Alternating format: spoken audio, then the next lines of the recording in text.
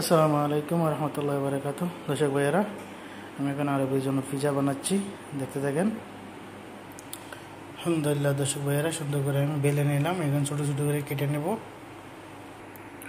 যাই হোক আলহামদুলিল্লাহ দর্শক, ছোটো ছোটো করে কেটে নিলাম। দেখেন দর্শক, এখানে আমি ফরমে উঠাইয়ে সলচা লাগিয়ে নেব। দেখেন দর্শক ভাইয়েরা আলহামদুলিল্লাহ সুন্দর করে আমি সস লাগিয়ে নিলাম পিজার।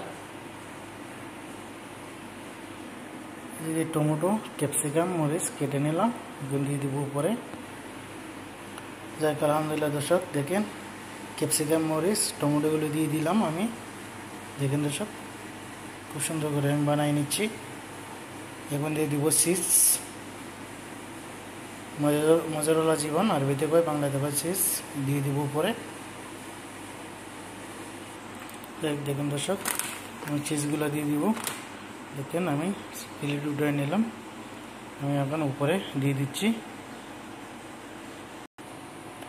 যাক আলহামদুলিল্লাহ দর্শক ভাইয়েরা, দেখেন খুব সুন্দর করে আমি দিয়ে দিলাম চিজগুলা। দেখেন দর্শক, মজারওয়ালা জীবন দিয়ে দিলাম উপরে। এখন আমি ফরমটা চালু করে নিয়েছিলাম, এখন আমি দিয়ে দিব ফরমের ভিতরে, দিয়ে দিচ্ছি ফরমের ভিতরে আমি। দর্শক ভাইয়েরা দেখেন খুব সুন্দর করে দিয়ে দিলাম।